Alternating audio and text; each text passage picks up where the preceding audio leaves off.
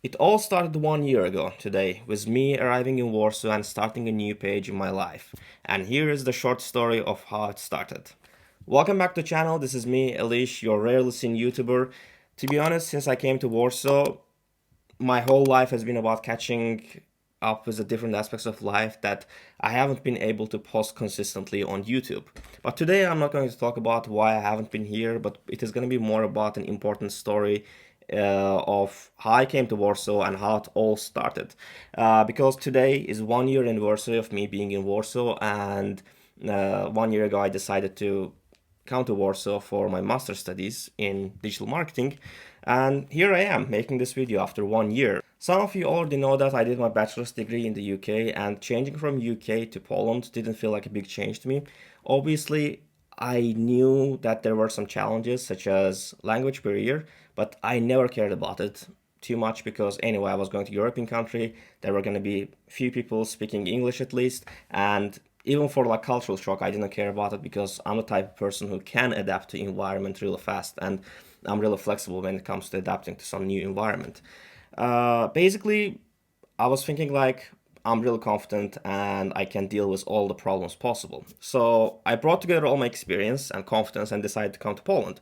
But there were going to be a lot of problems in my first days. So first of all, I want to talk about my flight because my flight to Warsaw was early in the morning, and night before that I had dinner with my family outside of my house. And after dinner, we came back home. I started putting my packed stuff already into the suitcase, and I was preparing to get ready for my early morning flight. But after some point, I felt dizzy and I just wanted to lay down. And I felt like I got huge stomach pain. And I had to spend the rest of my night with this pain. All the midnight was like this. And it wasn't until 3 hours before my flight that I felt a bit more comfortable to feel ready for boarding the plane. And finally, I was able to board the plane, and it wasn't a big problem. And even though I was feeling a bit uncomfortable in my stomach, my flight was still fine, and I was able to arrive Kiev. And arriving in Kiev was very necessary for me because there was no direct flights to Poland from Baku back then. Later on, the flights were opened again, but back then I was able to use Kiev. And from there, I went to Poland and I was able to land safe and sound. After all these adventures of my health, I was able to land in Warsaw, and as soon as I passed the border, I went for my luggage, and when I was going for it, I saw a very familiar place to me, and that was Costa Coffee. Once I saw that, it reminded me of time I spent in Exeter, and we were sometimes sitting down for hours and having a chat over a coffee, and we had one cost in our university, and we were making use of that a lot. We were literally going there every day, sitting down, having a coffee, and chatting for hours, wasting our time over there, which was great, and I enjoyed that time personally. And to be honest, seeing Costa Coffee in Poland was just one big emotional thing for me, and it was wholesome, I would say. And after that, I went to get my luggage, and then afterwards there was this person from agency who helped me to rent a house, and basically I started my journey to my apartment. I arrived in my apartment, and so far the city looked perfectly well, and I would say some buildings looked really familiar to me from Azerbaijan because Azerbaijan and Poland has the communist past, and basically its architecture looked like each other a lot, especially regarding some of these buildings that people were living in. I'm not talking about very historical buildings, but the ones that was built during the communist times of Poland. I came to my apartment, and as soon as we entered, this person from agency, she started explaining the rules of the house, what should I do, what shouldn't I do, and explained something regarding the contract. And my first question to her was about the Wi-Fi and its password. And the thing is that she didn't know about the password, but she mentioned that it should be on the router.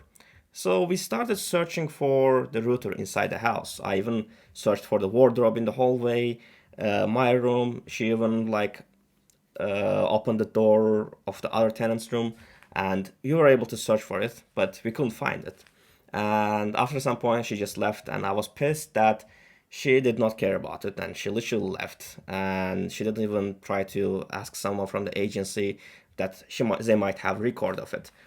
And basically, I was really pissed, and I was walking inside the house trying to find the router after she left, but it was unlucky search. Also, there was a code for the building, and she told me about the code when we were entering the building, but I didn't write it down, and obviously I forgot this later on.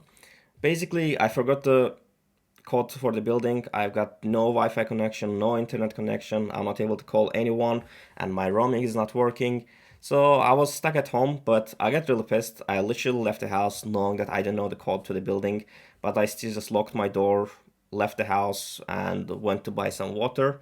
And as soon as I bought the water, I just took a walk for like 5 minutes, came back in front of the building and just waited for, I don't know, like 10 minutes just to see if someone's gonna enter the building so I can enter with them. And it was a really terrible experience for me. And what happened was, I came back home, I started lying down on my bed, hopelessly just looking for some solution to contact someone. And what I did was, I opened the settings on my phone and checked for the Wi Fi. And I just checked for the one with the stronger signal. I started looking around the house and walked around it just to find where the signal is getting stronger so I can find it. After tracking it, I came to the front of the door of the other tenant, and while I was tracking the signal, I accidentally entered the room without even looking at like in front of me. So when I entered, I realized she forgot to lock the door, so I should have searched for the Wi-Fi router over there like before, even before like getting pissed and leaving the house. So what happened was I saw a TV and then there was this portrait next to it, and I was just looking for the router in the room, and I couldn't still find it. And when I saw that portrait, I felt like, okay, it looks suspicious. And when I took the portrait out, I just saw the Wi-Fi router out there, and I was pissed. When I saw that over there, I was pissed and I was really happy at the same time. I was happy because I was able to connect to the internet finally, because without an internet, you feel like you're out, like you're not connected to civilization anymore. And I was pissed because I literally had to turn into Indiana Jones looking for the router, but like I'm looking for treasure or something, and that's how happy I felt. And this was really bad moment for me. But to be honest, my first day wasn't gonna be enough, and second day was even more terrible and exhausting. As soon as I wake up next morning, I check the Google Maps for any kind of companies which is providing the SIM cards, and I just found one, and I already got some advice from the other people that I should choose that provider. And what I did was I just checked their Google Maps and find their location, and Google Maps was showing me 20 minutes of ETA. I started my walk, and after 20 minutes, I realized there is no, you know, provider shop here.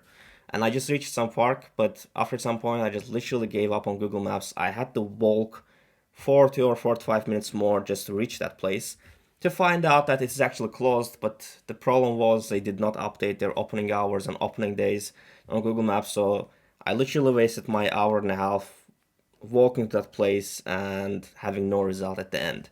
And later on, I also found another shop which was open, but they weren't selling any SIM cards on the weekend. I didn't know why, but it was like that basically. And it was another terrible experience for me. And later on, when I was coming back home, on my way back home, I came through the same park that I stopped at. And I entered the park, I sat down on the bench, and I was just kind of questioning my decisions and choices. Because in the last 3 or 4 months, I made choices which was changing my life, and I would say it was more of a revolutionary thing for me. Because first of all, I changed my path of studies.